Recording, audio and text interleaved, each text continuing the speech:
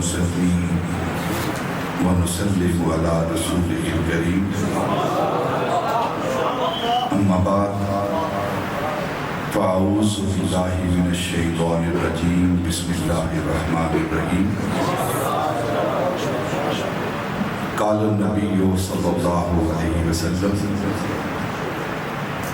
إن الله يبعث لهذه الأمة على رأس كل 100 سنة من يجدد لها دينها.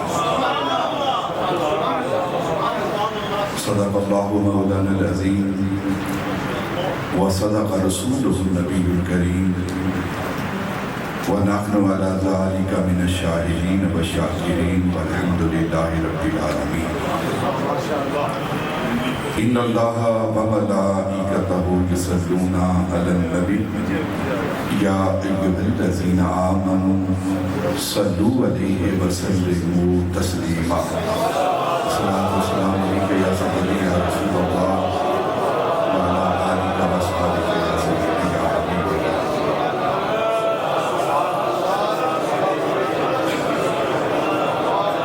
انتہائی معزز و محترم سامعین، ارباب اہل سنت، ادب خردگانی نگاہ محبت، بادہ کشان خون خانہ قرآن و سنت، بادہ کشان میں خانہ ولایت و نبوت،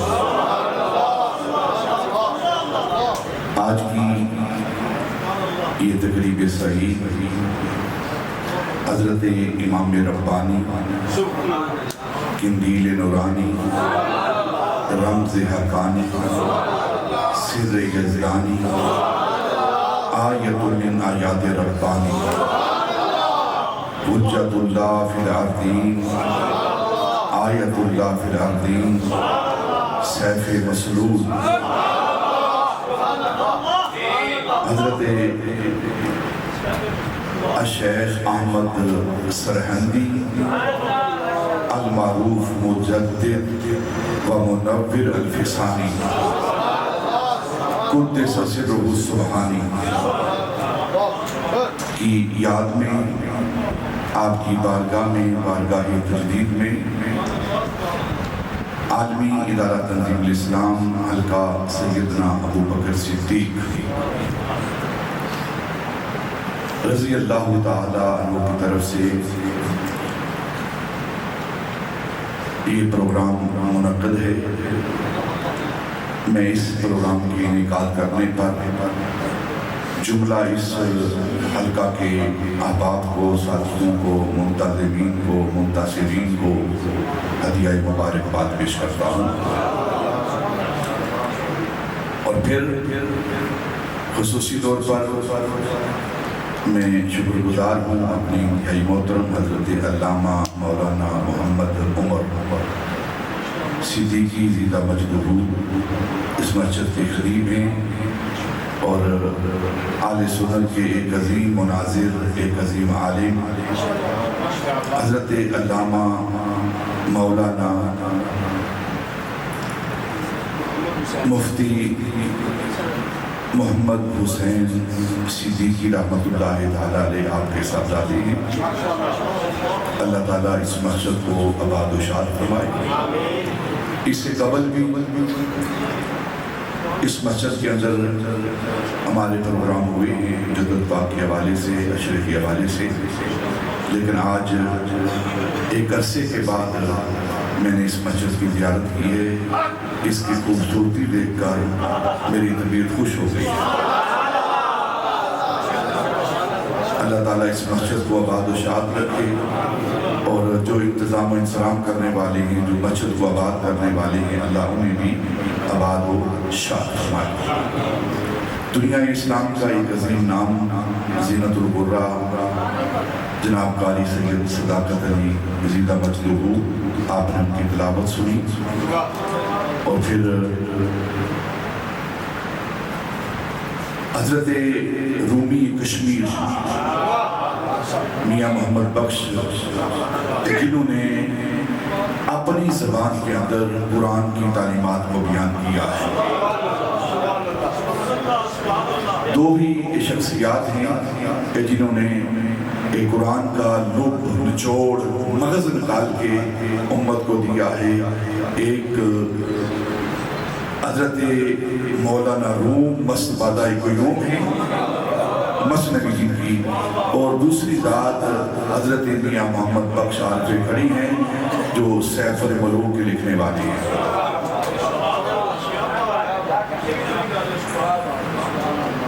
اور پھر ہمارے پاس ہمارے انتہائی محترم، انتہائی عزت و تقدیم کے لائق جناب محمد افضل مشائی صاحب، آپ بھی جلوہ افروز ہیں۔ میں چاہتا تھا کہ آپ کی نعت ایک بات میں سنیں، اور پہلے چند باتیں میں آپ کی خدمت میں پیش کروں حضرت امام ربانی رضی اللہ تعالیٰ کے حوالے سے، اور اس حدیث پاک کے حوالے سے جو ہم روز پڑھتے اور سنتے ہیں۔ پھر میری جماعت کے مایہ ناز علماء، سکالر، شعلہ جوالہ رکھنے والے عظیم سے عظیم خطیب، میں تو ایک طالب علم ہوں جس کے لفظ بھی درست نہیں ہے، جس کا بولنا بھی درست نہیں ہے، اور ان کا شکر گزار ہوں کہ یہ میری ٹوٹی ٹوٹی باتیں سن کر برداشت کر لیتے ہیں۔ اللہ ان کے اقبال بلند فرمائے، ان کے علم میں، عمل میں، فضل میں اضافہ فرمائے۔ یہ حدیث پاک جو میں نے آپ کے سامنے تلاوت کی ہے، آپ کے سامنے پیش کی ہے، یہ سنن ابی داؤد کی حدیث پاک ہے، کتاب الملاحم کی۔ ان اللہ یبعث لہذہ الامت علی راس کل مئۃ سنۃ من یجدد الحادینہا۔ دوسرے محدثین نے بھی اپنی کتابوں کے اندر اس حدیث پاک کو نقل کیا ہے، لیکن حضرت امام ابو داؤد سجستانی سے جس طرح حدیث کی متن اور سند کے اعتبار سے اقسام ہیں، حدیث قولی ہے، حدیث فعلی ہے، حدیث تقریری ہے، اور پھر صحیح ہے، حسن ہے، صحیح لذاتی ہی ہے، صحیح لغیری ہی ہے، حسن لذاتی ہی ہے، حسن لغیری ہی ہے، اسی طرح موقوف ہے، متواتر ہے۔ آپ علماء جانتے ہیں حدیث کی اقسام کو، موضوع ہے، مقطوع ہے، ضعیف ہے، مرسل ہے، معطل ہے۔ یہ جو احادیث کی اقسام ہیں سند اور متن کے اعتبار سے، اسی طرح ایک کتابوں کی بھی، حدیث کی کتابوں کی بھی تقسیم ہے۔ حدیث کی کتابوں کی بھی تقسیم ہے۔ جامع، اسے جامع کہتے ہیں، اور سنن یہ بھی ایک قسم کی جامعی ہوتی ہے، اس میں بھی بہت ساری چیزوں کو جمع کیا جاتا ہے، لیکن اس کی جو ترتیب ہوتی ہے وہ فقہی ابواب کے طور پر ہوتی ہے۔ فقہی ابواب کے طور پر میں اپنے علماء کو یہ سارے سکالر کو سبق سنا رہا ہوں۔ اس کی جو ترتیب ہوتی ہے وہ فقہی کے اعتبار سے ہوتی ہے، جیسے کتاب فقہ کی کتابیں جو ہیں، کتاب الطہارت ہے، کتاب الصلاۃ ہے، کتاب الصیام ہے، پھر آگے اس طرح فقہی ابواب مرتب کیے جاتے ہیں۔ اور یہ جو سنن کے نام سے، سنن ترمذی ہے، سنن ابن ماجہ ہے، سنن نسائی ہے، یہ تقریباً کوئی 30 سے زائد کتابیں ہیں جو سنن کے نام سے اس وقت موجود ہیں۔ اور سب سے پہلے سنن رکھنے والا جو شخص ہے، سنن نام رکھنے والا شخص ہے، اسے ابو داؤد سجستانی کہتے ہیں۔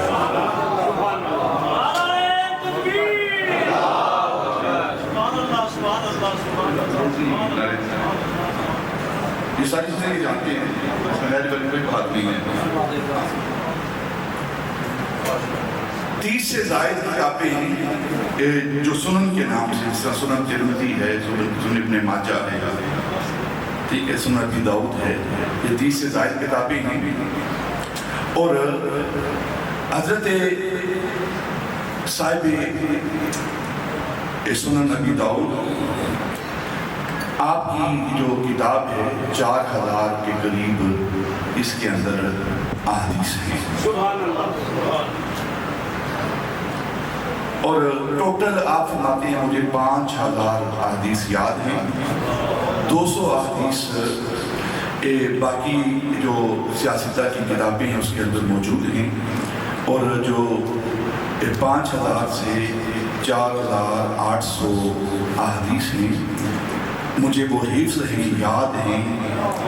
اور اگر کوئی بندہ, حضرت امام ابو داؤد سجستانی کہتے ہیں, اگر کوئی بندہ مجھے یہ کہے کہ کامل ایمان, کامل اسلام, کامل زندگی کے لیے رہنما جو بات ہے آپ مجھے فرما دیجئے, تو آپ فرماتے ہیں 4 چیزیں ہیں. حضرت ابو داؤد سجستانی یہ وہ شہر ہے جس شہر کے حضرت خواجہ معین الدین چشتی اجمیری ہیں, سجستان کے. فرماتے ہیں کہ اگر مجھے کوئی پوچھے کہ زندگی گزارنے کے لیے, اپنے ایمان کی تکمیل کے لیے, اسلام کی تکمیل کے لیے کوئی بات ہمیں بتا دیجیے تاکہ ہم اس پر عمل کریں, تو 4 چیزیں ہیں. اگر بندہ اپنے پلے باندھ لے تو اس کا دین بھی مکمل رہے گا, ایمان بھی مکمل رہے گا, اور اگر ان پر عمل کرتا رہا تو جنت اس کا ٹھکانہ ہوگا. پہلی بات کیا ہے؟ آپ نے فرمایا انما الاعمال بالنیات. پہلی بات اعمال کا دار و مدار اوپر ہے. ہم جلسہ کیوں کرتے ہیں, نماز کیوں پڑھتے ہیں, روزہ کیوں رکھتے ہیں, حج کیوں کرتے ہیں, زکات کیوں دیتے ہیں, نعت کیوں پڑھتے ہیں, تلاوت کیوں کرتے ہیں؟ نیت کیا ہے؟ انما الاعمال عملوں کا دار و مدار نیتوں پر ہے. آپ نے ایک یہ فرمایا. دوسری بات آپ نے فرمائی کہ من حسن الاسلام المرء ترکہ ما لا یعنیہ. بندے کے اسلام کا حسن کیا ہے, اسلام کی خوبصورتی کیا ہے؟ وہ لا یعنی باتوں کو چھوڑ دے. من حسن الاسلام المرء ترکہ ما لا یعنی. وہ لا یعنی بے ضرورت چیزوں کو, بے ضرورت کیا لا یعنی چیزیں کیا ہیں؟ آج کل سارے کے سارے مقرر, سارے کے سارے علماء, سارے کے سارے دارخان ان چیزوں میں ملوث ہیں. لا یعنی کیا ہے؟ لا یعنی سے مراد یہ ہے کہ جس چیز کے بارے میں کل قیامت کے روز آپ سے سوال نہیں ہونا, اسے یاد کیجیے. اور سارا زور, ساری خطابت اس پہ صرف ہو رہی ہے, ساری خطابت اس پہ صرف ہو رہی ہے. اور تیسری بات آپ نے فرمایا کہ کسی جو ایمان کو, اسلام کو کامل کرتی ہے, وہ ہے بندہ مومن اس وقت تک مومن نہیں ہوتا جب تک وہ چیز جو اپنی ذات کے لیے پسند کرتا ہے اپنے بھائی کے لیے پسند نہ کرے.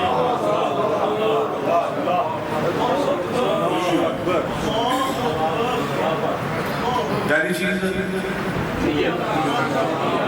دوسری چیز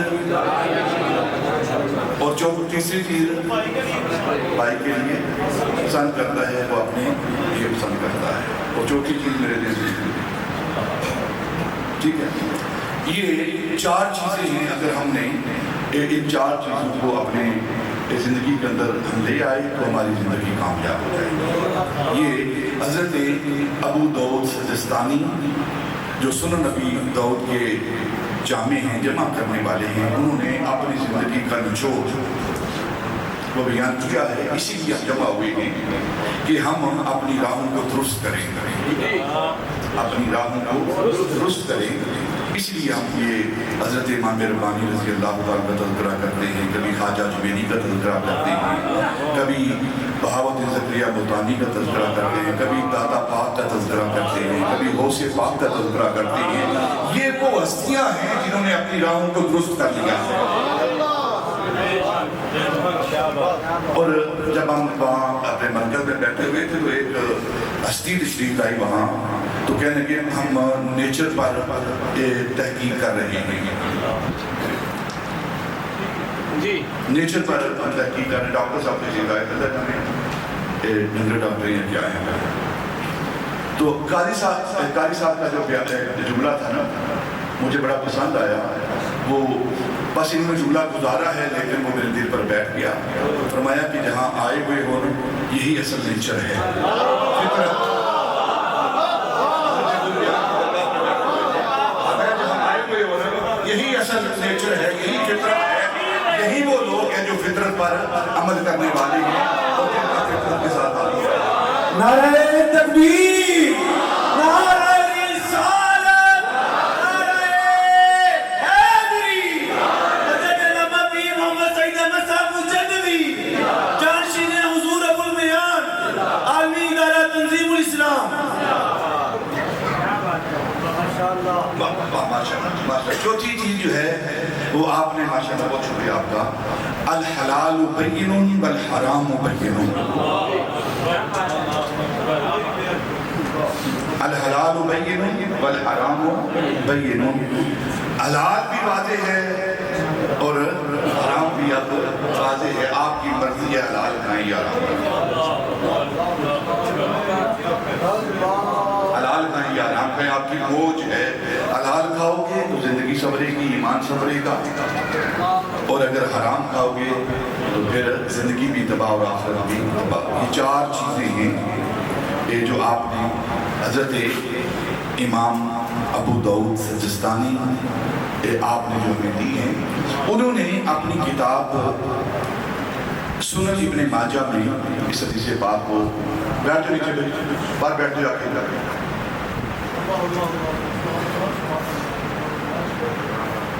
سنن ابن ماجہ میں، سنن ابی داؤد میں اس حدیث پاک کو کتاب الملاحم کے اندر فتن اور ملاحم، یہ ان کا جو دور بین نظر ہے، جو فراست ہے، جو آپ کی فراست ہے، اس فراست کے تحت آپ نے اس کتاب کو، اس حدیث پاک کو کتاب الملاحم اور کتاب الفتن کے اندر درج کیا ہے۔ کیا وجہ کیا ہے؟ کیونکہ تجدید کا تعلق بھی اسی کے ساتھ ہے۔ جہاں دین کے اندر فتنہ پیدا ہو جائے، جب دین بگڑ جائے تو پھر یہ فتنہ، یہ فساد، یہ بگڑنا، اس کا تعلق ملاحم سے ہے، فتن سے ہے۔ تو پھر ایسی حدیث پاک لائے ہیں کہ اگر آپ نے ان ملاحم، ان فتن کا مقابلہ کرنا ہے تو جو ہستی آ کر مقابلہ کرے گی اسے مجدد کہتے ہیں۔ یہاں ایک بات سنیں بڑے غور کے ساتھ، نبی پاک نے فرمایا کہ اللہ رب العزت نے جو بندہ نازل کرتا ہے، جو بھیجتا ہے، اس کے لیے جو لفظ استعمال ہوئے ہیں وہ مبعوث ہونے کے بے سکتے ہیں۔ ان اللہ یبعث، ان اللہ یبعث، یہ بیست انبیاء کے لیے ہوتی ہے، بیست انبیاء کے لیے جو اللہ کی طرف سے قانون لے کر، اللہ کی طرف سے کتاب لے کر، شریعت لے کر، نبوت کا تاج لے کر وہ آتے ہیں۔ تو جب انبیاء مبعوث ہوتے ہیں تو اپنے بندے کے مبعوث ہونے کا کیا مطلب ہے؟ ان اللہ یبعث لہذه الامت علی راس کل مئۃ سنۃ، اللہ رب العزت ہر صدی کے سرے پر، صدی کے آخر میں، صدی کے آخر میں، نہ درمیان میں نہ ابتدا میں، مکمل صدی کے سرے پر، آخر پر ایک ایسی شخصیت کو بھیجتا ہے جو دین کی تجدید کرتی ہے، دین کی تجدید کرتی ہے۔ یہ صدی کا آخر کیوں استعمال کیا ہے؟ صدی کا نصف ہوتا، ابتدائی حصہ ہوتا، لیکن آخر کیوں استعمال کیا ہے؟ ایک دن نبی پاک صلی اللہ علیہ وسلم نماز عشاء آپ پڑھا رہے تھے، تو نماز عشاء پڑھانے کے بعد آپ کی وہ آخری زندگی کے سال ہیں، آخری زندگی کے سال ہیں، تو نماز عشاء پڑھانے کے بعد آپ اٹھ کر کھڑے ہوئے، حدیث پاک ہے یہ، اور اپنے صحابہ کی طرف منہ کیا، فرمایا آج کے دن کی اہمیت تمہیں بتاتا ہوں، آج کے اس دن کی اس رات کی تمہیں اہمیت بتاتا ہوں اور اس وقت کی قدر بتاتا ہوں کہ آج کے دن سے لے کر 100 سال تک آج جو لوگ موجود ہیں، 100 سال مکمل ہونے تک آپ میں سے کوئی شخص باقی نہیں رہے گا۔ 100 سال مکمل ہونے تک کوئی باقی جو آج کے دن پیدا ہو گئے جو موجود ہیں، 100 سال گزرنے پر وہ اب کوئی بندہ باقی نہیں رہے گا۔ کیا مطلب ہے؟ 100 سال جب گزرتا ہے تو اقدار بدلتی ہیں، اطوار بدلتے ہیں، لوگوں کے عادات بدلتے ہیں، لوگوں کے رنگ بدلتے ہیں، ان کے دین کے معاملات بدلتے ہیں۔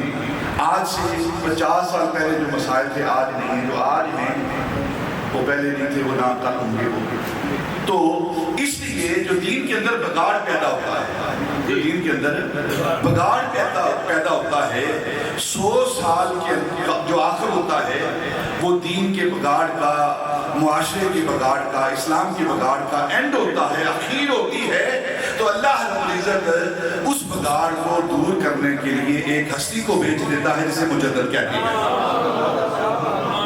جسے مجدد کہتے ہیں۔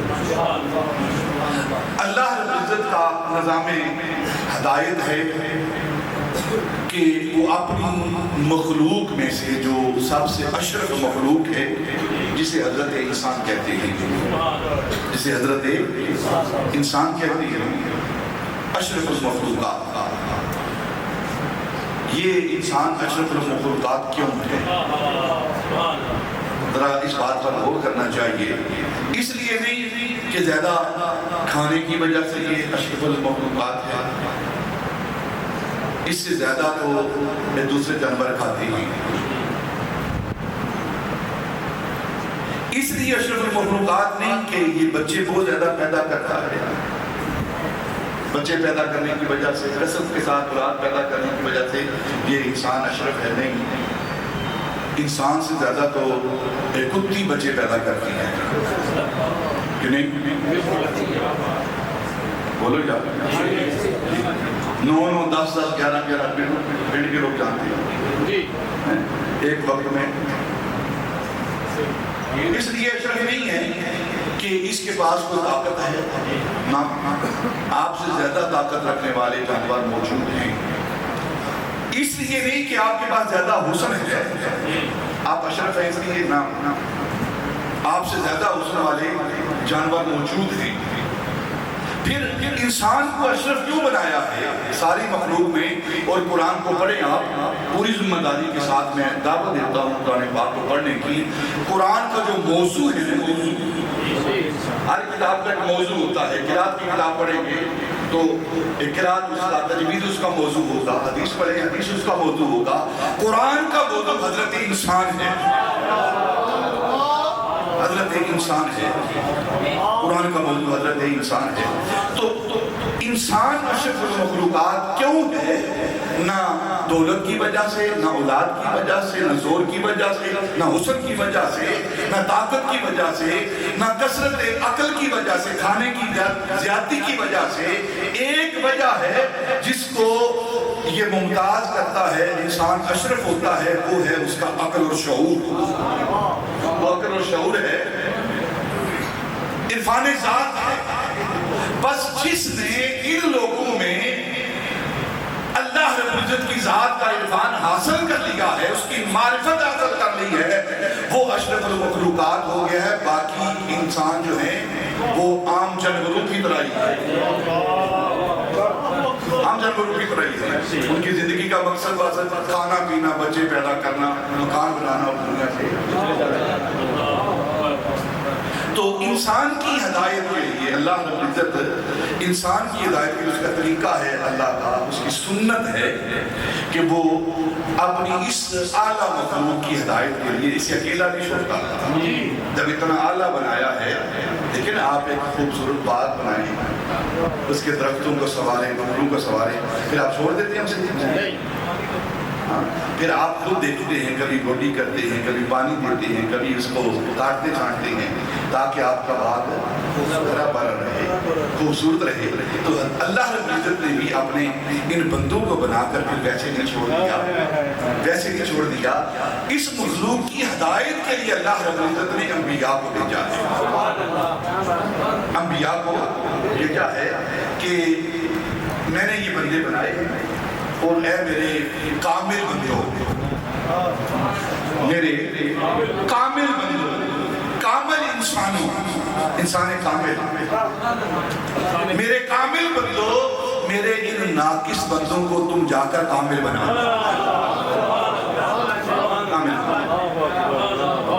تو اس مخلوق کی، اس انسانیت کی ہدایت کے لیے اللہ رب العزت کا یہ فرمان ہے، اللہ کی سنت ہے، اس کا عمل ہے کہ وہ اس مخلوق کی ہدایت کے لیے، رشد کے لیے، صحیح راستے کا تعین کرنے کے لیے اللہ رب العزت نبیوں کو بھیجتا ہے. تو گویا جو سب سے بہترین کامل ذریعہ ہے رشد و ہدایت کا، وہ انبیاء ہیں. وہ انبیاء ہیں. جیسے علم ہے، علم کے حاصل کرنے کے دو ذریعے ہیں. ایک ذریعہ ہے وحی کا، ایک ذریعہ ہے وحی کا، جو اللہ رب العزت اپنے نبیوں پر وحی کرتا ہے، اور پھر وحی کے ذیل میں، وحی کے ذیل میں وہ ہے الہام اور القاء. الہام اور القاء یہ وحی کے ذیل میں ہے، اور ان کے لیے بھی وحی کا لفظ استعمال ہوا ہے. تو ایک ہدایت کا ذریعہ وحی ہے، اور جو کامل ذریعہ ہے، قابل یقین ذریعہ ہے، اور باقی جو ذرائع ہیں وہ احساس ہیں، مدرکات ہیں، جو انسان کی آنکھ سے، انسان کے کان سے، انسان کے منہ سے، انسان کی زبان سے، انسان کے ہاتھوں سے، جو مس کرنے سے، چکھنے سے، دیکھنے سے، سننے سے جو محسوسات ہوتی ہیں اس سے علم حاصل ہوتا ہے. اور یہ سارے جو ذرائع علم ہیں یہ ناقص ہیں، ان پر اعتبار نہیں کیا جاتا. ممکن ہے آپ کی آنکھ دیکھ رہی ہو اور وہ دیکھنے والی آنکھ سچ نہ دیکھ رہی ہو، ممکن ہے یہ، ممکن ہے یہ، لیکن یہ موضوع نہیں ہے. میں واپس آتا ہوں. تو انسان کی ہدایت کے لیے اللہ رب العزت نے اس کو رشد و ہدایت کرنے کے لیے، سیدھا راستہ دکھانے کے لیے اللہ رب العزت نے اپنے نبیوں کو مبعوث کیا ہے. آدم علیہ السلام سے لے کر حضرت عیسیٰ علیہ السلام تک، اور پھر حضرت عیسیٰ علیہ السلام کے بعد نبی آخر الزمان نبی پاک کو بھیجا، اور نبی پاک کو بھیج کر پھر نبوت کا باب بند کر دیا، نبوت کا دروازہ بند کر دیا. کیوں بند کیا؟ دیکھیں رشد و ہدایت کے لیے یہ تو ایک نعمت ہے، نبوت ایک فضل ہے، ایک نعمت ہے، ہدایت کا ذریعہ ہے، جنت کی طرف لے جانے والا یہ ایک پیغام ہے نبوت. اور پھر بند کیوں کیا؟ آدم علیہ السلام سے لے کر حضرت عیسیٰ علیہ السلام تک، اور پھر نبی پاک پر آ کر نبوت کا باب بند کر دیا. یہ جو حضرت محی الدین ابن عربی پر چند لوگ بکواس کرتے ہیں کہ آپ ختم نبوت کے قائل نہیں ہیں، وہ سمجھ نہیں سکتے کہ محی الدین ابن عربی جیسی ہستی کیا ہستی ہے، ان کی اپروچ کیا ہے. ان کا یہ قطعی نظریہ نہیں ہے، پوری ذمہ داری کے ساتھ یہ بات کر رہا ہوں، ان کا قطعی یہ نظریہ نہیں ہے کہ نبی پاک پر باب نبوت بند نہیں ہوا، آپ خاتم النبیین نہیں ہیں. ان کا یہ نظریہ ہے کہ نبوت کا باب تو بند ہوا ہے، لیکن फैजान नबुव्वत जारी है। फैजान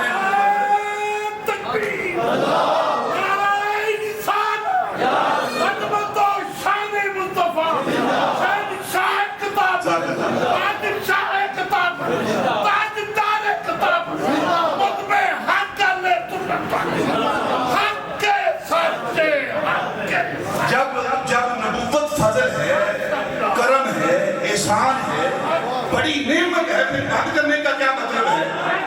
फिर बंद करने का क्या मतलब है? एहसान तो जारी रहना चाहिए। देखिए आपको कहीं से माल मिल रहा है तो आप क्या चाहेंगे? बंद हो जाए?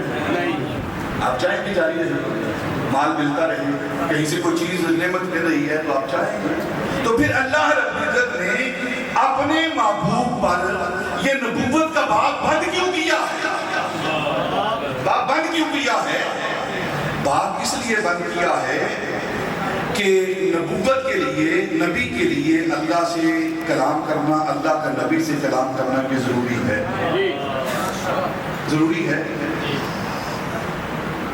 अल्लाह अपने नबियों से कलाम फरमाता है, उसकी मर्जी है वो फरिश्ते के जरिए करे या वो बगैर फरिश्ते के डायरेक्ट करे। ये जो नजरिया है ना कि नबी मुहताज है फरिश्तों का कलाम लेने में, ये हमारा नजरिया नहीं है। हमारा नजरिया नहीं है। फ़ओहा इलाते ही मा ओहा, मेराज की रात अपने पास बुला के बगैर हिजाब के डायरेक्ट अल्लाह रब्बुल इज्जत अपने महबूब से बातें कर रहा है।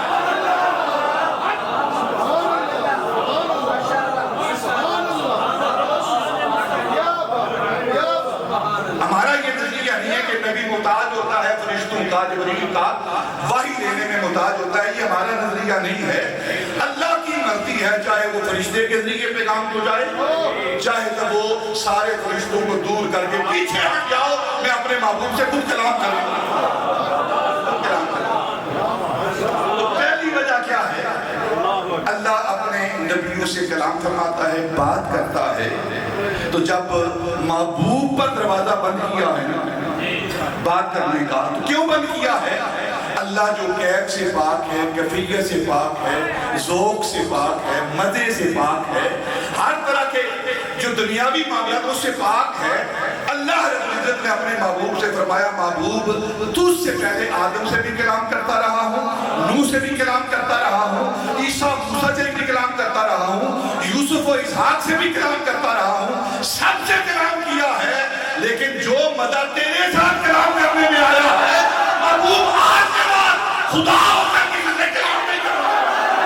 नारे तकबीर, नारे रिसालत, नारे हैदरी। हम अपने नबी के लजपाल नबी के, दिलदार नबी के, मंठार नबी के, नारे रिसालत। हज़रत अल्लामा पीर मोहम्मद सईद अहमद साहब मुजद्दिदी जानशीन हुज़ूर अबुल बयान, महबूब सबसे कलाम किया है, लेकिन जो तुझसे कलाम करने में मजा आया है ना, मैं मजे से पाक हूं।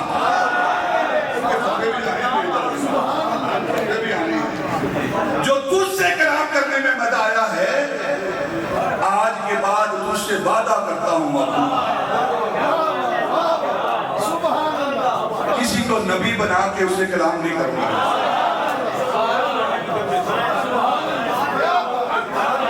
सुभान अल्लाह, सुभान अल्लाह। से कलाम नहीं करूंगा क्योंकि तेरे जैसे लाभी किसी के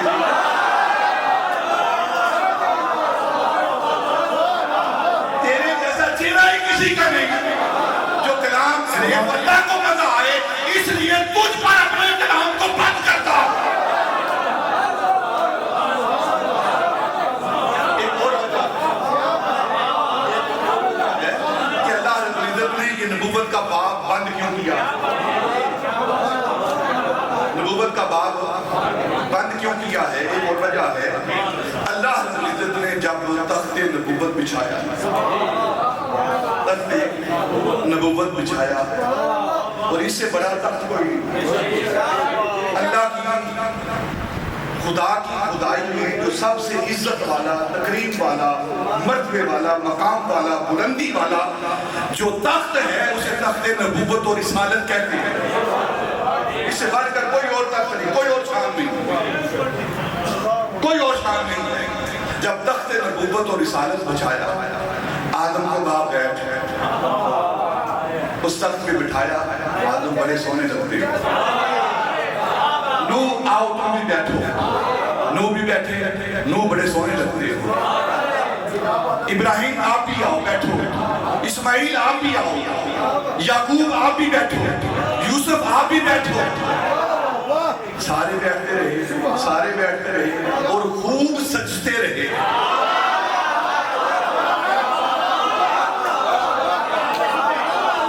خوب سجدے رہے کیونکہ یہ مقام نبوت ہے، مقام نبوت ہے۔ خوب سجدے رہے، لیکن جب اس تخت پر، تخت نبوت پر بردوہا کے چہرے والا بیٹھا، واللیل کی زلفوں والا بیٹھا، مازاد کی یقین والا بیٹھا، یداللہ کے ہاتھوں والا بیٹھا، وجہاللہ کے چہرے والا بیٹھا، لا اقسم کی چال والا بیٹھا، وہ کالی کملی والا محبوب بیٹھا۔ محبوب پہلے بھی سجدے رہے ہیں، جتنا تو سجا ہے نا کر یہاں بیٹھ کر، میں تو سے وعدہ کرتا ہوں اس تخت پر اب کسی کو نہیں پڑھا۔ نعرہ تکبیر، نعرہ رسالت، نعرہ حیدری، نعرہ حیدری، مدد علامہ پیر محمد سعید احمد صاحب مجددی۔ یا نبی، مرشدی مرشدی، یا نبی، یا نبی، مقام مصطفیٰ زندہ باد، مقام مصطفیٰ، صورت مصطفیٰ، سیرت مصطفیٰ، فکر مصطفیٰ، مرشدی مرشدی، یا نبی، یا نبی، مرشدی، حضرت ابو البیان اپنے اپنے شعبے کے مجدد ہوں گے، اپنے اپنے علم کے مجدد ہوں گے۔ تو جو بھی مجدد ہوگا وہ کسی نہ کسی نبی کے زیر قدم ہوگا، اس کا مبدأ فیض جو ہے وہ نبی کا قدم ہوگا۔ تو اب وہ مجدد جو آپ سے پہلے ہوئے ہیں وہ کسی نبی کے زیر قدم ہے، جس طرح اس نبی کی نبوت کے لیے ایک وقت ہے، ایک وقت ہے اور ایک مقام ہے نبی کے لیے۔ کوئی علاقے کا نبی ہے، کوئی ایک گاؤں کا نبی ہے، کوئی ایک محلے کا نبی ہے، کوئی ایک ملک کا نبی ہے، اپنے انبیاء کی تاریخ سے۔ اور پھر وہ جب وقت ختم ہوا، علاقہ ختم ہوا، وقت بھی ختم، علاقہ بھی ختم، نبوت بھی ختم۔ تو ہر نبی اس کے لیے وقت ہے، علاقہ ہے، اور جب وقت اور علاقہ ختم ہوا اس کی نبوت کا باب بھی بند کر دیا گیا۔ اب جتنے بھی مجدد آئے ہیں پہلے وہ سارے کے سارے کسی نبی کے زیر قدم ہیں، تو وہ اپنی قدم پر ان کا باب بند ہو گیا ہے، اپنے وقت پر ان کا باب بند ہو گیا ہے۔ اور نبی پاک صلی اللہ علیہ وسلم کی ذات و برکات وہ ذات ہیں کہ جن کی نبوت قیامت تک چلے گی، نبوت کا فیض قیامت تک چلے گا، اور آپ کی شریعت قیامت تک چلے گی۔ اور پھر آپ کی نبوت کے لیے کوئی علاقہ نہیں، کوئی ملک نہیں، آپ اللہ کی ساری مخلوق کے نبی ہیں۔ جس طرح نبی پاک اللہ کی مخلوق کے ساری مخلوق کے نبی ہیں، اور جس طرح آپ کی نبوت ازل سے لے کر ابد تک ہے، اسی طرح جو آپ سے فیض لینے والی ہستی ہے، جن کا مبدأ فیض اور فیاض نبی پاک کی ذات ہے، حضرت امام ربانی، ان کی تجرید بھی ختم نہیں ہوئی، ان کی تجرید بھی ختم نہیں ہوئی۔ جس طرح نبی پاک کی نبوت کا فیض جاری ہے، اسی طرح حضرت امام ربانی کی تجدید کا فیض بھی جاری ہے۔ اور ابھی کتنا تک گزرا ہے؟ 400 ساڑھے 400 سال، ابھی 550 سال باقی ہے، 550 سال باقی ہیں، اور ان 550 سال میں حضرت امام ربانی کی تجدید کا فیض آپ خود فرماتے ہیں، اپنی بات کا مطالعہ کریں، آپ فرماتے ہیں کہ 100 سال اور 1000 سال کی مجدد میں فرق کیا ہے؟ 100 سال اور 1000 سال کی مجدد میں فرق کیا ہے؟ جس طرح 100 اور 1000 میں فرق ہے، یا آپ کی ایک آسان پہچان کے لیے، آسان سمجھانے کے لیے، جس طرح 100 اور 1000 کے نوٹ میں فرق ہے، یہ آسانی کے سمجھ جائیں گے آپ۔ اسی طرح جو 100 اور 1000 کا فرق ہے، اسی طرح 100 سال اور 1000 سال کی مجدد کا فرق ہے۔ اب مجدد ہوتا کون ہے؟ پہلی بات، وہ جو دین پر بدعات آ جاتی ہیں، بدعات کی ظلمتیں آ جاتی ہیں، اس کو نور، سنت کے نور سے مٹاتا ہے۔ اور دوسرا، خود حضرت امام ربانی فرماتے ہیں کہ اس کے دور میں، جو اس کا دور تجدید ہے، دور تجدید ہے، اس دور کے اندر جتنے علماء کو علم ملتا ہے، جتنے اولیاء کو اللہ کی معرفت ملتی ہے، جتنے اللہ کے بندوں کو اللہ کا قرب ملتا ہے، یہ سارا علم، یہ سارا قرب، یہ معرفت اس مجدد کے صدقے میں ملتا ہے، اس مجدد کے صدقے میں ملتا ہے۔ وہ حضرت امام ربانی ہیں۔ صرف وہ پچھلے 400 سال نہیں، آئندہ بھی 550 سال جس کو علم ملے گا، اللہ کا قرب ملے گا، اللہ کی بارگاہ میں اس کو قرب ملے گا اور اللہ کی محبوبیت ملے گی، محبیت ملے گی، وہ حضرت امام ربانی کے قدموں سے ملے گی۔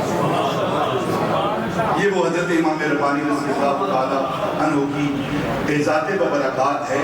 ایک حدیث پاک پر تھوڑی سی میں نے گفتگو کی ہے۔ اللہ رب العزت میں سمجھنے کی توفیق عطا فرمائے اور عمل کرنے کی ہمیں توفیق